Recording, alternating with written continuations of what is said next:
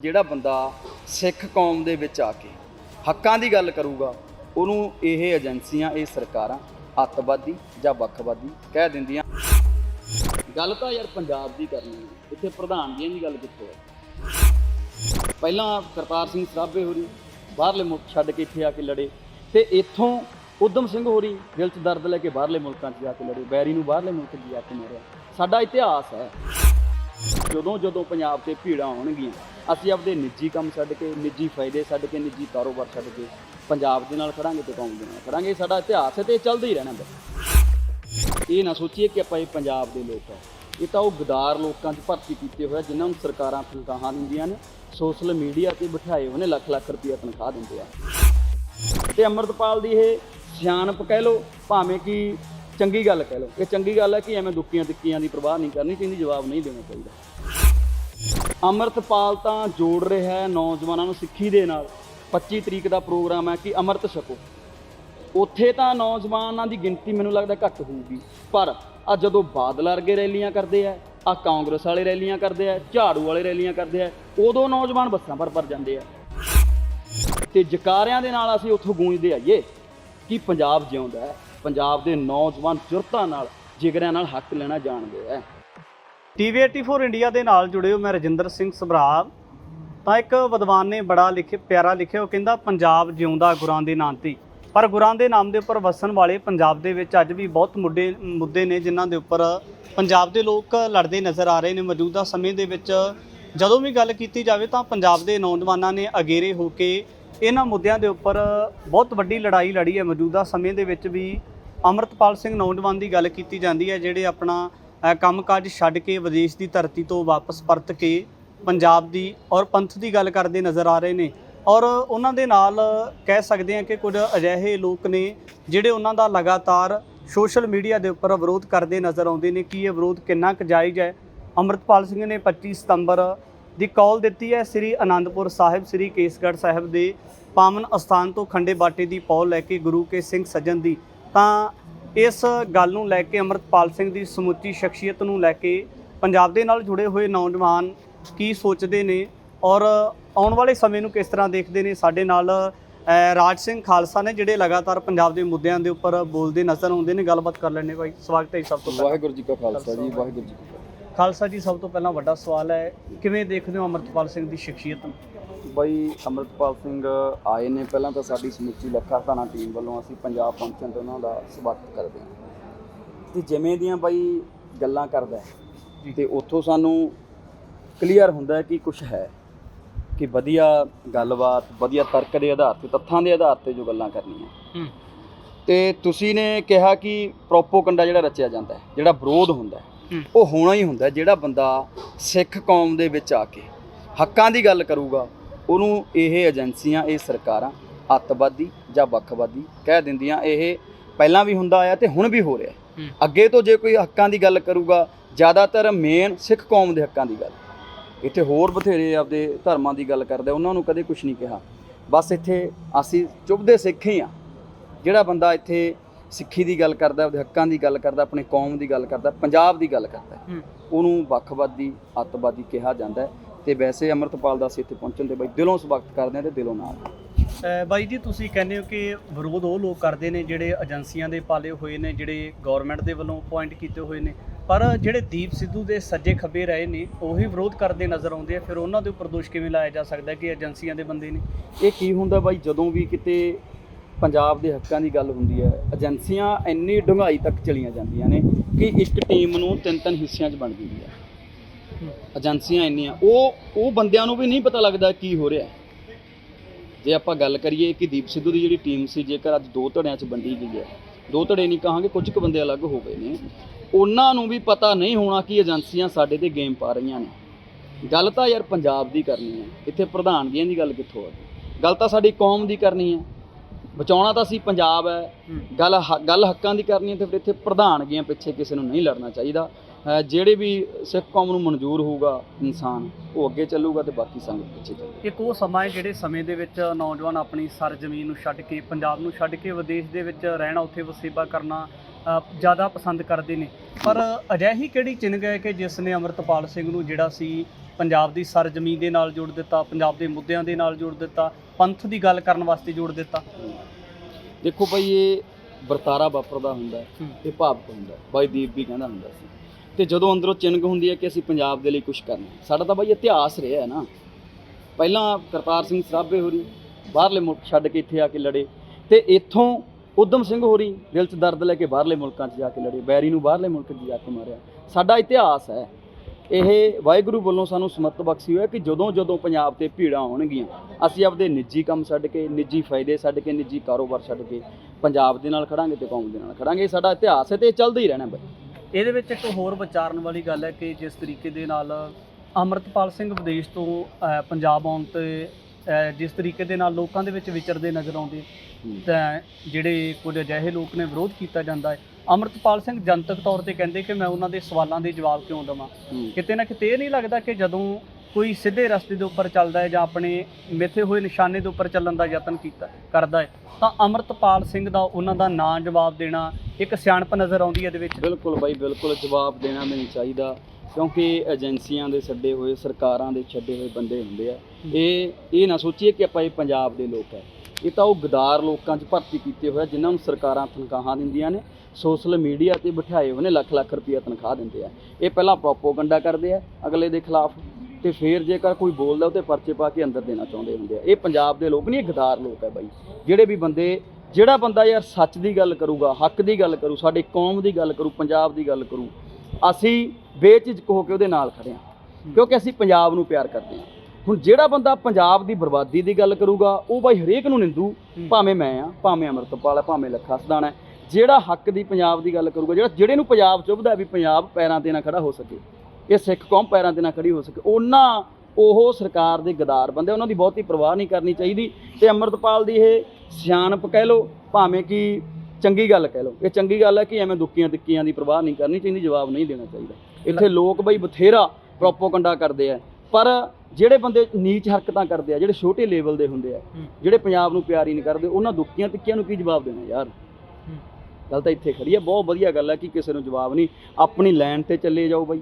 ਜਿਹੜੀ ਆਪਾਂ ਮਿੱਥੀ ਹੋਈ ਹੈ ਕਿ ਪੰਜਾਬ ਨੂੰ, ਕੌਮ ਨੂੰ ਹੈ ਨਾ ਖੜਾ ਕਰਨਾ ਹੈ, ਦੱਸਣਾ ਕਿ ਅਸੀਂ ਪੰਜਾਬੀ ਹੁੰਦੇ ਹਾਂ, ਅਸੀਂ ਆਪਣੇ ਹੱਕਾਂ ਦੀ ਗੱਲ, ਅਸੀਂ ਹੱਕ ਲੈਣਾ ਜਾਣਦੇ ਹਾਂ, ਉਹ ਲਾਈਨ 'ਤੇ ਚੱਲੇ ਜਾਓ। ਲੋਕਾਂ ਦੀ ਬਾਹਲੀ ਪਰਵਾਹ ਨਹੀਂ ਕਰਨੀ ਚਾਹੀਦੀ ਬਾਈ। ਇੱਕ ਬਹੁਤ ਵੱਡਾ ਹੈਰਾਨੀਜਨਕ ਜਿਹਾ ਸਵਾਲ ਹੈ ਕਿ ਜਿਸ ਤਰੀਕੇ ਦੇ ਨਾਲ ਲੰਬਾ ਸਮਾਂ ਹੋ ਚੁੱਕਾ ਸਿੱਖ ਕੌਮ ਨੂੰ ਸੰਘਰਸ਼ ਕਰਦਿਆਂ ਹੋਇਆਂ, ਤਾਂ ਵੱਡੇ ਵੱਡੇ ਲੀਡਰ ਵੀ ਕੌਮ ਨੇ ਪੈਦਾ ਕੀਤੇ, ਜਿਹੜੇ ਕਿਤੇ ਨਾ ਕਿਤੇ ਸਮਾਂ ਆਉਣ 'ਤੇ ਜਿਹੜਾ ਸੀ ਆਪਣਾ ਉਹ ਜਿਹੜਾ ਕਹਿ ਸਕਦੇ ਹਾਂ ਕਿ ਲਾਲਸਾ ਦੀ ਖਾਤਰ ਕਹਿ ਸਕਦੇ ਹਾਂ ਕਿ ਆਪਣੇ ਜਿਹੜੇ ਸਿਧਾਂਤ ਤੋਂ ਥਿੜਕਦੇ ਨਜ਼ਰ ਆਏ। ਕੁਝ ਅਜਿਹੇ ਲੋਕ ਨੇ ਜਿਨ੍ਹਾਂ ਨੂੰ ਫਕਰੇ ਪੰਥ ਦਾ ਅਵਾਰਡ ਵੀ ਦਿੱਤਾ ਜਾਂਦਾ ਰਿਹਾ, ਫਕਰੇ ਪੰਥ ਕਿਹਾ ਜਾਂਦਾ ਰਿਹਾ। ਲੋਕ ਉਹਨਾਂ ਦੇ ਪਿੱਛੇ ਲਾ ਕੇ ਤੇ ਨਹੀਂ ਤੁਰੇ, ਪਰ ਥੋੜ੍ਹੇ ਸਮੇਂ ਦੇ ਅੰਦਰ ਅੰਮ੍ਰਿਤਪਾਲ ਸਿੰਘ ਥੋੜ੍ਹੇ ਦਿਨਾਂ ਦੇ ਵਿੱਚ ਇੱਕ ਵੱਡਾ ਨੌਜਵਾਨਾਂ ਦਾ ਜਿਹੜਾ ਇਕੱਠ ਹੈ ਉਹਨਾਂ ਦੇ ਨਾਲ ਰਲ ਕੇ ਚੱਲਣ ਦਾ ਦਾਅਵਾ ਕਰਦਾ ਹੈ। ਮੈਂ ਇੱਕ ਥਿਉਰੀ ਸਮਝਾਉਣਾ ਬਾਈ, ਜਿਹੜੇ ਤੁਸੀਂ ਕਿਹਾ ਵੀ ਫਕਰੇ ਕੌਮ ਜਿਹਨਾਂ ਨੂੰ ਦਿੱਤਾ ਗਿਆ, ਕਿਉਂਕਿ ਗਦਾਰ ਲੋਕਾਂ ਨੇ ਗਦਾਰਾਂ ਨੂੰ ਅੱਗੇ ਲੈ ਕੇ ਆਂਦਾ ਹੈ ਨਾ। ਉਹ ਜਿਹੜੇ ਬਾਦਲ ਵਰਗੇ ਆ, ਇਹਨਾਂ ਨੇ ਸਾਡਾ ਨੁਕਸਾਨ ਹੀ ਕੀਤਾ। ਮੈਂ ਇੱਥੇ ਤੁਹਾਨੂੰ ਗੱਲ ਸਮਝਾਉਣਾ ਕਿ ਅੰਮ੍ਰਿਤਪਾਲ ਤਾਂ ਜੋੜ ਰਿਹਾ ਹੈ ਨੌਜਵਾਨਾਂ ਨੂੰ ਸਿੱਖੀ ਦੇ ਨਾਲ। 25 ਤਰੀਕ ਦਾ ਪ੍ਰੋਗਰਾਮ ਹੈ ਕਿ ਅੰਮ੍ਰਿਤ ਛਕੋ, ਉੱਥੇ ਤਾਂ ਨੌਜਵਾਨਾਂ ਦੀ ਗਿਣਤੀ ਮੈਨੂੰ ਲੱਗਦਾ ਘੱਟ ਹੋਊਗੀ, ਪਰ ਆ ਜਦੋਂ ਬਾਦਲ ਵਰਗੇ ਰੈਲੀਆਂ ਕਰਦੇ ਆ, ਆ ਕਾਂਗਰਸ ਵਾਲੇ ਰੈਲੀਆਂ ਕਰਦੇ ਆ, ਝਾੜੂ ਵਾਲੇ ਰੈਲੀਆਂ ਕਰਦੇ ਆ, ਉਦੋਂ ਨੌਜਵਾਨ ਬੱਸਾਂ ਭਰ ਜਾਂਦੇ ਆ। ਇਹ ਨੌਜਵਾਨਾਂ ਦੇ ਦਿਮਾਗ ਹੀ ਘੁਮਾਤੇ ਸਰਕਾਰਾਂ ਨੇ ਬਾਈ। ਲੋਕ ਅੱਜ ਆਪਣੇ ਗੁਰੂ ਨਾਲੋਂ ਜੁੜਨ ਦੀ ਬਜਾਏ ਪਾਰਟੀਆਂ ਨਾਲ ਜੁੜਨਾ ਵੱਧ ਸਮਝਦੇ ਆ।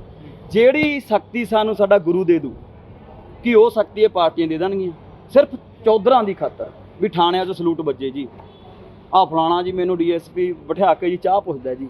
ਇਹ ਚੌਧਰਾਂ ਕਿੱਥੇ ਸਾਡੀ ਬਾਈ ਸਿੱਖੀ, ਜਿਹਨੇ ਸਾਨੂੰ ਕਿੰਨਾ ਕੁਛ ਦਿੱਤਾ। ਵਿਦੇਸ਼ਾਂ ਦੇ ਵਿੱਚ ਅੱਜ ਸਾਡੇ ਝੰਡੇ ਝੂਲਦੇ ਆ, ਉਹ ਸਿੱਖੀ ਤੋਂ ਪਿੱਛੇ ਹਟ ਕੇ ਅੱਜ ਆ ਬਣਾਈਆਂ ਹੋਈਆਂ ਪਾਰਟੀਆਂ ਦੇ ਪਿੱਛੇ ਲੱਗੇ ਲੋਕ। ਇਸ ਕਰਕੇ ਏਜੰਸੀਆਂ ਦੀਆਂ ਗੱਲਾਂ ਨੇ। ਮੈਂ ਨੌਜਵਾਨਾਂ ਨੂੰ ਕਹਿਣਾ ਕਿ ਬਾਈ ਆਪਣੇ ਗੁਰੂ ਨਾਲ ਜੁੜੋ, ਕਿਸੇ ਪਾਰਟੀ ਨਾਲ ਨਾ ਜੁੜੋ, ਆਪਣੀ ਸਿੱਖੀ ਨਾਲ ਜੁੜੋ, ਸਿੱਖੀ ਨੂੰ ਪਿਆਰ ਕਰੋ। ਮੈਂ ਤਾਂ ਬਹੁਤ ਸੋਹਣਾ ਉਪਰਾਲਾ ਸਮਝਦਾ ਅੰਮ੍ਰਿਤਪਾਲ ਸਿੰਘ ਦਾ, ਤੇ ਨੌਜਵਾਨਾਂ ਨੂੰ ਬਾਈ ਤੁਹਾਡੇ ਮਾਧਿਅਮ ਜਿਹੜੇ ਅਪੀਲ ਵੀ ਕਰਦਾ ਕਿ ਬਾਈ ਆ ਪਾਰਟੀਆਂ ਦਾ ਜਿਹੜਾ ਇਹ ਬੁਨਿਆਦੀ ਢਾਂਚਾ ਹੈ, ਇਹਨਾਂ ਨੂੰ ਭੰਗ ਕਰਕੇ ਆ ਜਿਹੜੇ ਤੁਹਾਨੂੰ ਉਹਦੇ ਮਿਲੇ ਆ ਛੱਡ ਕੇ ਆਪਦੇ ਗੁਰੂ ਵਾਲਾ ਉਹਦਾ ਪ੍ਰਾਪਤ ਕਰੋ, ਆਪਦੇ ਗੁਰੂ ਨਾਲ ਜੁੜੋ। 25 ਤਰੀਕ ਨੂੰ ਵੱਧ ਤੋਂ ਵੱਧ ਅਨੰਦਪੁਰ ਸਾਹਿਬ ਦੀ ਧਰਤੀ ਤੇ ਜਕਾਰਿਆਂ ਦੇ ਨਾਲ ਅਸੀਂ ਉੱਥੋਂ ਗੂੰਜਦੇ ਆਈਏ ਕਿ ਪੰਜਾਬ ਜਿਉਂਦਾ ਹੈ। ਪੰਜਾਬ ਦੇ ਨੌਜਵਾਨ ਜੁਰਤਾਂ ਨਾਲ, ਜਿਗਰਿਆਂ ਨਾਲ ਹੱਕ ਲੈਣਾ ਜਾਣਦੇ ਆ। ਉੱਥੋਂ ਆਈਏ ਨਾ ਅਸੀਂ, ਫੇਰ ਨਜ਼ਾਰਾ ਆਉਣਾ। ਪਰ ਯਾਰ ਇੱਥੇ ਮੈਂ ਕਹਿਣਾ ਵੀ ਲੋਕਾਂ ਦੀਆਂ ਜ਼ਮੀਰਾਂ ਮਰ ਚੁੱਕੀਆਂ ਨੇ ਯਾਰ। ਚੰਗੇ ਪਾਸੇ ਨੂੰ ਘੱਟ ਤੁਰਦੇ ਆ, ਮਾੜੇ ਪਾਸੇ ਨੂੰ ਵੱਧ ਤੁਰਦੇ ਆ। ਚੰਗੇ ਬੰਦੇ ਦੀ ਸਪੋਰਟ ਅਸੀਂ ਘੱਟ ਕਰਦੇ ਹਾਂ, ਮਾੜਿਆਂ ਪਿੱਛੇ ਜਾਂਦੇ। ਅੱਜ ਅੰਮ੍ਰਿਤਪਾਲ ਸਾਡੀ ਸਿੱਖੀ ਦੀ ਗੱਲ ਕਰਦਾ ਤੇ ਦੂਜੇ ਪਾਸੇ ਸਰਕਾਰਾਂ ਭਗਵੰਤ ਮਾਨ ਦੀ ਸਰਕਾਰੀ ਲਾ ਜਿਹੜੀ ਕਹਿੰਦੀ ਸੀ ਬੇਅਦਬੀ ਦਾ ਇਨਸਾਫ ਦੇ ਦਾਂਗੇ, ਬੇਅਦਬੀ ਦਾ ਇਨਸਾਫ ਦਿੱਤਾ ਨਹੀਂ, ਉਹਦੇ ਪਿੱਛੇ ਤਾਂ ਪੂਰਾ ਪੰਜਾਬ ਲੱਗਿਆ ਫਿਰਦਾ ਹੈ। ਅੰਮ੍ਰਿਤਪਾਲ ਸਿੱਖੀ ਦੀ ਗੱਲ ਕਰਦਾ, ਅੰਮ੍ਰਿਤ ਛਕਾਉਣ ਨੂੰ ਕਹਿੰਦਾ ਤੇ ਉਹਦੇ ਪਿੱਛੇ ਬਾਈ ਅਸੀਂ ਘੱਟ ਜਾਂਦੇ ਹਾਂ। ਇਹ ਲਾਹਨਤੀ ਹੈ ਨਾ ਸਾਡੇ ਤੇ। ਆਹੀ ਪ੍ਰਕਾਸ਼ ਬਾਦਲ ਜਿਨ੍ਹਾਂ ਨੇ ਬੇਅਦਬੀ ਕਰਾਈ, ਸਾਡੇ ਸੀਨਿਆਂ 'ਚ ਗੋਲੀਆਂ ਮਾਰੀਆਂ, ਸਿੱਖੀ ਦਾ ਘਾਣ ਕੀਤਾ, ਉਹਦੇ ਪਿੱਛੇ ਅਸੀਂ ਗਾਤਰੇ ਪਾ ਕੇ ਦਾੜੀਆਂ ਰੱਖ ਉਹਨਾਂ ਨੂੰ ਜੀ ਕਰਦੇ ਫਿਰਦੇ ਹਾਂ, ਪੈਰੀਆਂ ਤਲਾਉਂਦੇ ਫਿਰਦੇ ਹਾਂ ਗੰਦ ਬੰਦਿਆਂ ਦੇ। ਤੇ ਅੰਮ੍ਰਿਤਪਾਲ ਦੇ ਪੇ ਕਹਿ ਦਿੰਦੇ ਇਹ ਤਾਂ ਹੀ ਤੱਤੇ ਬਿਆਨ ਦਿੰਦਾ ਜੀ, ਇਹ ਤਾਂ ਹੀ ਸਾਨੂੰ ਮਰਵਾ ਦੂਗਾ ਜੀ। ਅਕਸਰ ਪਿੰਡਾਂ ਦੇ ਵਿੱਚ ਇਹ ਹਵਾ ਫੈਲਾਈ ਜਾ ਰਹੀ ਹੈ ਕਿ ਅੰਮ੍ਰਿਤਪਾਲ ਸਿੰਘ ਤੱਤੇ ਬਿਆਨ ਦਿੰਦਾ ਹੈ, ਨੌਜਵਾਨੀ ਦਾ ਘਾਣ ਹੋਊਗਾ, ਸਾਡਾ ਬਹੁਤ ਵੱਡਾ ਨੁਕਸਾਨ ਹੋਣ ਵਾਲਾ ਹੈ। ਮੇਰੇ ਪਿੰਡ ਦੇ ਵਿੱਚ ਇੱਕ ਬੰਦਾ ਮੇਰੇ ਕੋਲ ਆਇਆ, ਕਹਿੰਦਾ ਬਈ ਯਾਰ ਅੰਮ੍ਰਿਤਪਾਲ ਬਹੁਤ ਤੱਤਾ ਬੋਲਦਾ। ਮੈਂ ਕਿਹਾ ਕੀ ਤੱਤਾ ਬੋਲਤਾ ਬਾਈ? ਕਹਿੰਦਾ ਵੀ ਆਪਾਂ ਸਿਰ ਦੇ ਦਾਂਗੇ, ਐਂ ਕਰ ਦਾਂਗੇ, ਬਾਹ ਕਰ ਦਾਂਗੇ। ਕਹਿੰਦਾ ਕਿਤੇ 84 ਵਾਲੇ ਹਾਲਾਤ ਨਾ ਹੋ ਜਾਣ। ਮੈਂ ਕਿਹਾ ਹੁਣ 84 ਤੋਂ ਘੱਟ ਹੈ, ਆਪਣੇ ਹੱਕਾਂ ਦੀ ਗੱਲ ਕਰਕੇ ਦੇਖੋ, ਤੁਹਾਡੇ ਦੇ ਪਰਚੇ ਹੈ, ਸਰਕਾਰਾਂ ਦੇ ਚਾਪਲੂਸ ਬਣ ਜੋ ਤੁਹਾਨੂੰ ਆਉਂਦੇ ਹੈ। 84 ਨਾਲੋਂ ਕਿਤੇ ਘੱਟ ਹੈ। ਸਿੱਖ ਲਿਟਰੇਚਰ ਰੱਖਣ ਤੇ ਸਾਨੂੰ ਉਮਰ ਕੈਦ ਹੋ ਜਾਂਦੀ ਹੈ ਬਾਈ। ਬਾਰ-ਬਾਰ ਮਰਨ ਨਾਲੋਂ ਤਾਂ ਇੱਕ ਦਿਨ ਮਰ ਜਾਈਏ, ਠੀਕ ਹੈ ਨਾ। ਤੇ ਸਾਨੂੰ ਐਂ ਦੱਸੋ ਹੱਕ ਕਿੱਦਾਂ ਦਿੱਤੇ ਆ ਸਰਕਾਰਾਂ ਨੇ? ਜੇ ਅੰਮ੍ਰਿਤਪਾਲ ਅੱਜ ਹੱਕਾਂ ਦੀ ਗੱਲ ਕਰਦਾ, ਤੁਸੀਂ ਕਹਿੰਦੇ ਤੱਤਾ ਬੋਲਦਾ। ਜੇ ਅੰਮ੍ਰਿਤਪਾਲ ਉਹਨਾਂ ਦੀ ਚਾਪਲੂਸੀ ਕਰਨ ਲੱਗ ਜਾਂਦਾ ਆ ਕੇ ਸਰਕਾਰਾਂ ਦੀ, ਫਿਰ ਕਹਿਣਾ ਜੀ ਤੁਸੀਂ ਇਹ ਤਾਂ ਬਹੁਤ ਵਧੀਆ ਜੀ। ਬਾਈ ਜੀ ਤੁਸੀਂ ਲੱਖਾ ਸਿਧਾਣਾ ਦੀ ਟੀਮ ਦੇ ਨਾਲ ਜੁੜੇ ਹੋ। ਲੱਖਾ ਸਿਧਾਣਾ ਨੇ 29 ਨੂੰ ਸਪੋਰਟ ਵੀ ਕੀਤੀ ਕਿ ਸਾਰੇ ਸੰਤਾਂ ਦੀ ਜਿਹੜੀ ਉਹ ਸਰਜ਼ਮੀਂ ਆ ਉਹਦੇ ਵਿੱਚ ਜਾ ਕੇ ਹੈ ਨਾ, ਉੱਥੇ ਜਿਹੜੀ ਵਰ੍ਹੇਗੰਢ ਮਨਾਈ ਜਾਣੀ ਉਹਦੇ ਸਮਾਗਮ ਦੇ ਵਿੱਚ ਪੁੱਜੋ। ਤਾਂ ਜਦੋਂ ਵੀ ਗੱਲ ਕੀਤੀ ਜਾਂਦੀ ਹੈ ਸਰਕਾਰਾਂ ਦੀ ਜਾਂ ਪੰਜਾਬ ਵਿਰੋਧੀ ਤਾਕਤਾਂ ਦੀ, ਤਾਂ ਇਕੱਲੇ ਨੌਜਵਾਨਾਂ ਨੂੰ ਧਿਰਾਂ ਬਣਾ ਕੇ ਟਾਰਗੇਟ ਕੀਤਾ ਜਾਂਦਾ ਹੈ। ਦੀਪ ਸਿੱਧੂ ਦੀ ਔਰ ਲੱਖਾ ਸਿਧਾਣਾ ਦੀ ਆਪਸੀ ਮੀਟਿੰਗ ਵੀ ਹੋਈ ਸੀ ਇਕੱਠਿਆਂ ਕਰਾਉਣ ਵਾਸਤੇ, ਤੇ ਕੁਝ ਕਾਰਨਾਂ ਕਰਕੇ ਜਿਹੜਾ ਸੀ ਇਕੱਠੇ ਨਹੀਂ ਹੋ ਸਕੇ। ਕੀ ਲੱਗਦਾ ਕਿ ਜਿਹੜੀ ਲੱਖੇ ਨੇ ਪਹਿਲਾਂ ਗਲਤੀ ਕੀਤੀ ਆ, ਹੁਣ ਤਾਂ ਨਹੀਂ ਲੱਖਾ ਸਿਧਾਣਾ ਉਹ ਗਲਤੀ ਕਰਨਗੇ, ਇਕੱਠੇ ਚੱਲ ਸਕਦੇ? ਪਹਿਲਾਂ ਗਲਤੀ ਨਾ ਦੀਪ ਨੇ ਕੀਤੀ ਸੀ ਤੇ ਨਾ ਲੱਖੀ ਨੇ ਕੀਤੀ। ਉਹੀ ਬੰਦੇ ਜਿਹੜੇ ਬੰਦੇ ਅੱਜ ਆਪਾਂ ਕਹਿ ਦਿੰਦੇ ਵੀ ਧੜੇ ਬਣਾ ਕੇ ਅੰਮ੍ਰਿਤਪਾਲ ਨਾਲੋਂ ਵੀ ਵੱਖ ਜਾ ਕੇ ਖੜ ਗਏ, ਉਹਨਾਂ ਬੰਦਿਆਂ ਨੇ ਇੱਕ ਨਹੀਂ ਹੋਣ ਦਿੱਤੇ। ਜਿਹੜੇ ਬੰਦੇ ਅੱਜ ਅੱਡ ਖੜੇ ਆ ਨਾ ਵੀ ਅਸੀਂ ਤਾਂ ਅੱਡਾਂ ਜੀ, ਅਸੀਂ ਦੀਪ ਦੇ ਸੱਚੇ ਆ, ਉਹੀ ਬੰਦੇ ਪਵਾੜੇ ਪਾਉਂਦੇ ਰਹੇ ਆ, ਉਹੀ ਮੀਟਿੰਗ ਦੀਆਂ ਗੱਲਾਂ ਬਾਹਰ ਜਾ ਕੇ ਵਾਇਰਲ ਕਰਦੇ ਰਹੇ, ਸੋਸ਼ਲ ਮੀਡੀਆ ਤੇ ਵਾਇਰਲ ਕਰਦੇ ਰਹੇ। ਇਹ ਵੀ ਗੱਲਾਂ ਮੈਂ ਮੀਟਿੰਗ ਦੇ ਵਿੱਚ ਸੀ ਬਾਈ, ਮਸਤੋਨਾ ਸਾਹਿਬ ਮੀਟਿੰਗ ਹੋਈ ਸੀ ਉੱਥੇ। ਪਹਿਲੀ ਮੀਟਿੰਗ ਹੁੰਦੀ ਹੈ ਤੇ ਅਗਲੀ ਮੀਟਿੰਗ ਦਾ ਸਮਾਂ ਰੱਖ ਦਿੱਤਾ ਜਾਂਦਾ ਹੈ ਵੀ ਉਦੋਂ ਤੱਕ ਜਿਹੜੀਆਂ ਆਪਣੀਆਂ ਗੱਲਾਂ ਹੋਈਆਂ ਨੇ ਉਹ ਇੱਥੇ ਹੀ ਰਹਿਣਗੀਆਂ, ਆਪਾਂ ਵਾਇਰਲ ਨਹੀਂ ਕਰਾਂਗੇ। ਵੀ ਅਗਲੀ ਮੀਟਿੰਗ ਦੇ ਵਿੱਚ ਆਪਣੀ ਜਿਹੜੀ ਗੱਲਬਾਤ ਆ ਨੇੜੇ ਲੱਗ ਜੂਗੀ। ਪਰ ਅਗਲੇ ਦਿਨ ਹੀ ਜਾ ਕੇ ਬਾਬਾ ਤਲਵਾੜਾ ਜੀ ਲਾਈਵ ਹੋ ਜਾਂਦੇ ਨੇ। ਦੱਸੋ, ਮੈਂ ਨਾਂ ਲੈ ਕੇ ਕਹਿ ਰਿਹਾ। ਤੇ ਅੱਜ ਉਹੀ ਬਾਬਾ ਤਲਵਾੜਾ ਜੀ ਅੰਮ੍ਰਿਤਪਾਲ ਨਾਲ ਕਿਉਂ ਨਹੀਂ ਤੁਰ ਰਹੇ ਬਾਈ? ਇਹ ਗੱਲ ਪਾੜਨ ਵਾਲੀ ਆ ਗਈ ਨਾ। ਉਹੀ ਪਾੜੇ ਪਹਿਲਾਂ ਤੇ ਲੱਖੇ ਦੇ ਦੀਪ 'ਚ ਪਾਈ ਰੱਖੇ ਨੇ, ਤੇ ਉਹੀ ਪਾੜੇ ਹੁਣ ਅਸੀਂ ਅੰਮ੍ਰਿਤਪਾਲ ਤੇ ਲੱਖੇ 'ਚ ਪਾਈ ਰੱਖਾਂਗੇ। ਪਾਸ ਕਿੱਥੋਂ ਹੋਵਾਂਗੇ? ਸਾਨੂੰ ਤਾਂ ਪਹਿਲੀਆਂ ਏਜੰਸੀਆਂ ਪਾੜ ਰਹੀਆਂ ਨੇ, ਪਹਿਲੀਆਂ ਅਲੱਗ-ਅਲੱਗ ਕਰ ਰਹੀਆਂ ਨੇ। ਜੇ ਹੁਣ ਵੀ ਨਾ ਇਕੱਠੇ ਹੋਏ ਯਾਰ, ਫਿਰ ਤਾਂ ਲਾਹਨਤ ਹੈ ਸਾਡੇ। ਹਾਂ, ਪਹਿਲਾਂ ਵੀ ਲੱਖਾ ਬਾਈ ਚਾਹੁੰਦਾ ਸੀ ਦਿਲੋਂ, ਕਿਉਂਕਿ ਅਸੀਂ ਤਾਂ ਲੱਖੇ ਬਾਈ ਦੇ ਨਾਲ ਹੀ ਰਿਹਾ। ਕਹਿੰਦਾ ਸੀ ਦੀਪ ਆਪਣਾ ਭਰਾ ਹੈ, ਦੀਪ ਤੇ ਜਦੋਂ ਆਫਤ ਆਊਗੀ ਆਪਾਂ ਖੜਾਂਗੇ। ਪਰ ਵਾਹਿਗੁਰੂ ਨੂੰ ਕੁਛ ਹੋਰ ਹੀ ਮਨਜ਼ੂਰ ਸੀ ਬਾਈ। ਤੇ ਚਲੋ ਕੁਛ ਵੀ ਹੋਇਆ, ਪਰ ਉਹ ਦੀਪ ਸਿੱਧੂ ਜਾਂਦਾ ਜਾਂਦਾ ਚਿੰਗ ਜਿਹੜੀ ਲਾ ਗਿਆ, ਉਹ ਚਿੰਗ ਉਮਰਾਂ ਤੱਕ, ਸਦੀਆਂ ਤੱਕ ਨਹੀਂ ਬੁਝਣੀ, ਤੇ ਉਹ ਨੌਜਵਾਨਾਂ 'ਚ ਵੀ ਲੱਗ ਗਈ। ਤੇ ਉਸ ਚਿੰਗ ਨੂੰ ਜੇਕਰ ਜਿਉਂਦਾ ਰੱਖਣਾ ਤਾਂ ਅੰਮ੍ਰਿਤਪਾਲ ਸਿੰਘ ਦਾ ਸਾਥ ਦੇਣਾ ਪੈਣਾ, ਲੱਤਾਂ ਨਹੀਂ ਖਿੱਚਣੀਆਂ ਪੈਣੀਆਂ। ਜੇ ਸਾਥ ਦੇ ਲਓਗੇ ਤਾਂ ਉਹ ਚਿੰਗ ਚੱਲਦੀ ਜਾਊਗੀ, ਜੇ ਲੱਤਾਂ ਖਿੱਚਣ ਲੱਗ ਜਾਓਗੇ ਤਾਂ 70 ਪਹਿਲਾਂ ਵੀ ਖਾਂਦੇ ਰਹੇ ਹਾਂ ਸਰਕਾਰਾਂ ਤੋਂ, ਹੁਣ ਖਾ ਲਿਓ। ਪਹਿਲਾਂ ਵੀ ਤਾਂ ਸਾਨੂੰ ਭੜਦੇ ਰਹੇ ਨੇ, ਸਾਡੀਆਂ ਪੱਗਾਂ ਪੈਰਾਂ 'ਚ ਰੋਲਦੇ ਰਹੇ ਨੇ, ਸਾਡੀਆਂ ਚੁੰਨੀਆਂ ਸਿਰਾਂ ਤੋਂ ਲਾਤੀਆਂ। ਸਾਡੇ ਪੱਲੇ ਕੀ ਹੈ? ਮਾਂ ਬੋਲੀ ਨੂੰ ਸਾਡੀ ਨੂੰ ਖਤਮ ਕਰਦੇ ਆ, ਪਾਣੀ ਸਾਡੇ ਖੋਹ ਕੇ ਲੈ ਗਏ। ਸਰਕਾਰਾਂ ਨੇ ਦਿੱਤਾ ਕੀ ਹੈ ਜਿਹਦੇ ਪਿੱਛੇ ਅਸੀਂ ਲੱਗੇ ਫਿਰਦੇ ਹਾਂ? ਤੇ ਇੱਕ ਸਾਡਾ ਗੁਰੂ ਜਿਹਨੇ ਸਾਨੂੰ ਸਰਦਾਰੀਆਂ ਬਖਸ਼ੀਆਂ ਬਾਈ, ਜਿਹਨੇ ਸਾਨੂੰ ਸਭ ਕੁਝ ਦਿੱਤਾ, ਉਹ ਗੁਰੂ ਨੂੰ ਛੱਡ ਕੇ, ਗੁਰੂ ਗ੍ਰੰਥ ਸਾਹਿਬ ਨੂੰ ਛੱਡ ਕੇ ਅਸੀਂ ਲੱਗੇ ਫਿਰਦੇ ਹਾਂ। ਕੋਈ ਬਾਦਲ ਦਲ ਦਾ ਬੰਦਾ ਬਣਿਆ ਫਿਰਦਾ, ਕੋਈ ਕਾਂਗਰਸ ਦਾ ਬਣਿਆ ਫਿਰਦਾ, ਕੋਈ ਭਗਵੰਤ ਮਾਨ ਦਾ ਬਣਿਆ ਫਿਰਦਾ। ਮੈਂ ਕਹਿਣਾ ਕਿ ਬਾਈ ਕਿਸੇ ਦਲ 'ਚ ਨਾ ਰਲੋ, ਚੰਗੇ ਬੰਦੇ ਦੀ ਸਪੋਰਟ ਕਰੋ।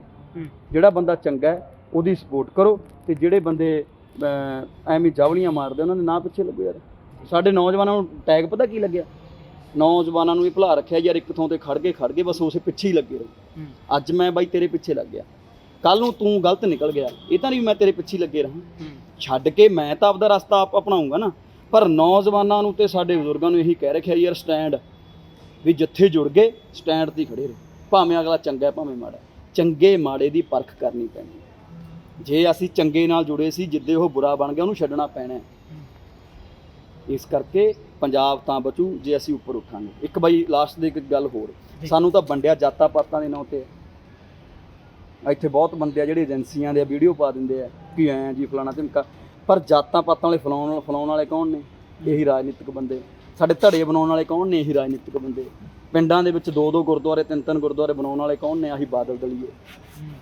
ਐਸਜੀਪੀਸੀ ਕਿਹਦੇ ਹੱਥ 'ਚ ਹੈ? ਪ੍ਰਧਾਨ ਕਿਹਦੀ ਗਿੱਜੇ 'ਚੋਂ ਨਿਕਲਦੇ ਰਹੇ ਨੇ? ਬਾਦਲਾਂ ਦੇ ਹੁਣ ਤੱਕ।